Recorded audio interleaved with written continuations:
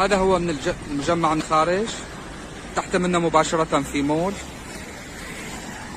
على الشارع الرئيسي مباشرة على يسارنا على بعد 5 دقائق أقل ميدان اسنيور، وعلى يميننا 5 دقائق بالسيارة مول أكبتي. مثل ما لنا شايفين منطقة حيوية جدا، المواصلات كلها والشغل كله هون بمركز المدينة. هذا هو المجمع.